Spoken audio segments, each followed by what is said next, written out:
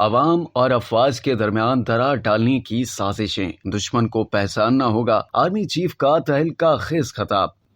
Army chief general Syed Asim Munir نے کہا ہے کہ دشمن عوام اور مسلح افواج کے درمیان درار ڈالنے کی سازشوں میں سرگرم ہے۔ ظاہری اور چھپے دشمن کو پہچاننا، حقیقت اور ابہام میں واضح فرق رکھنا ہوگا۔ ریاست کا محور عوام ہے۔ شہریوں کے تحفظ و سلامتی سے بڑھ کر کوئی چیز مقدس نہیں۔ عوام اور فوج کے باہمی رشتے کو قائم رکھا جائے گا۔ دشمن ریاستی اور سماجی ہم آہنگی متاثر کرنا چاہتا ہے۔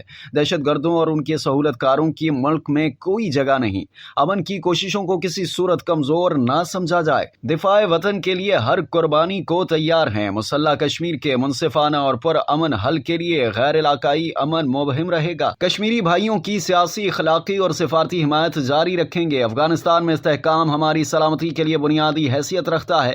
آرمی چیف نے ان خیالات کا اظہار ہفتے کو پی ایم اے کاکول میں پاسنگ آؤٹ تقریب سے خطاب کرتے ہوئے کیا۔ انہوں نے کہا کہ ریاست کا محور پاکستان کے عوام ہے۔ عوام کی حفاظت اور سلامتی سے مقدس کچھ نہیں۔ پہلی اور اہم ذمہ داری ریاست سے وفاداری اور افواج کو تفویض کردہ کردار سے وابستگی ہے۔ آرمی چیف نے کہا کہ غیور اور سربکف سپاہی دشمن کی تعداد اور وسائل سے مرعوب نہیں ہوں گے۔ دشمن ہماری ریاستی اور سماجی ہم آہنگی کو متاثر کرنا چاہتا ہے۔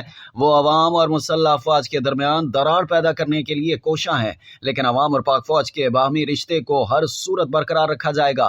انہوں نے کہا کہ افواج پاکستان عظیم قائد کے نظریے پر عمل پیرا ہیں۔ قائد کے نظریے میں ذات، رنگ و نسل اور علاقائی تفریق نہیں۔ مادر وطن کے دفاع کے لیے کسی قربانی سے دریغ نہیں کیا جائے گا۔ ان کا کہنا تھا کہ پاک فوج اپنے فرض کو نبھانے کے لیے ہمہ وقت تیار ہے۔ افواج پاکستان مضبوط تر قوت ارادی، وعدہ پروردگار اور اس کے تابع فرمان ہے۔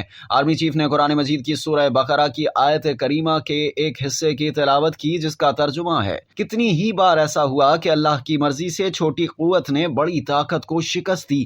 انہوں نے کہا کہ بیش بہا قربانیوں کے نتیجے میں قائم ہونے والے امن کو کسی صورت متاثر نہیں ہونے دیں گے۔ دہشت گردوں اور ان کے سہولت کاروں کی ملک میں کوئی جگہ نہیں۔ ہمیں اپنے ظاہری اور چھپے ہوئے دشمن کو پہچاننا اور اس زمن میں حقیقت اور ابہام میں واضح فرق روا رکھنا ہوگا۔ آرمی چیف نے کہا کہ افغانستان میں استحکام ہماری سلامتی کے لیے بنیادی حیثیت رکھتا ہے۔